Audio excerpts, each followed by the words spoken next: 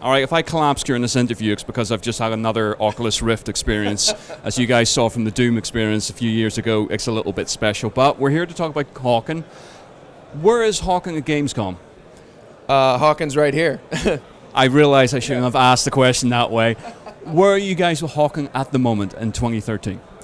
So really, our major push right now is coming out of open beta. We've been spending a lot of time taking the feedback from our players, as well as getting some feedback from them on new content that we've been working on, and basically just crafting what we will be considering our 1.0, right? Coming out of open beta, taking that tag off, and considering ourselves a fully launched product. That's a big thing for us. It's huge. We've made a ton of changes to the game, from the UI to the progression to items and internals, new game modes. We have a new map, Last Eco. It's all part of just this huge package that we'll be releasing to the public very, very soon. It really just represents all of our work from the start of open beta till now. Does it feel like it's just like a brand new game? I would say yeah. I would say yes. So much has changed with what we've done and with what we're going to be releasing to the public that it does feel like a new game, in the way that you level up, in the way that you get access to new mechs and items, even just how we've been tweaking mech combat itself. You know, it feels like a new game. Were you guys sort of like hypercritical of yourselves when you were going through these changes to go, right, okay, really what doesn't work, what does work, rather than sort of maybe going, you know, we want to keep that because we like that? You guys had to just compete like that? You know, yes. That's a tough thing in game design, right? When you're making a game, you always it's hard for it not to be personal, right? It's hard to separate yourself and say, like, well, I only have this in the game because I like it. You know, but both through just listening to our players and watching our data, you know, from our analytics and just saying, like, well, what are players doing? What are they not doing? What do they like? What do they don't like? It became really obvious to us over time, like, what was working and what wasn't working, you know, where we needed to go back to the drawing board and kind of like re-envision like how players interact with our game. And, you know, I think that's a really important part of developing a game, like the ability to be self-critical, and say to yourself, you know what, this isn't working and we need to change it. That's hard, especially, you know, when you're so close to it. But I think that it's that attitude that's helped us to get to where we are with 1.0.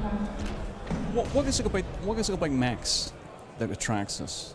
It seems like such a universal thing. We all love it, but I mean, what's it particularly for your type of mechs that you think's the attraction there? It's a power fantasy, right?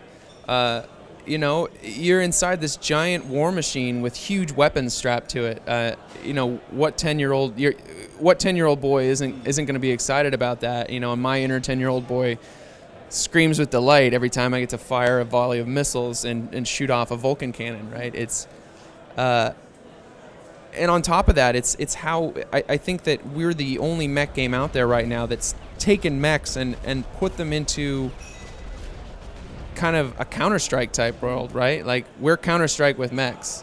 You know, but even more than that, it's because the gameplay itself, the way that mechs move in our game, the way that you dodge, the way that you boost through the air, the way that your weapons work, is also very specific to our game, that it's kind of created this new FPS experience that we really feel hasn't existed before today. And I guess that sort of plays into the customization options that we were sort of being taken through there about the redesigning a mech. So basically you start off with the base model. When you come out the other end, it's like an entirely new thing. Have you guys sat there and iterated what those designs would look like? Is it just being a case of, God, that looks cool, we'll throw that in? I'd say a little of this, a little of that.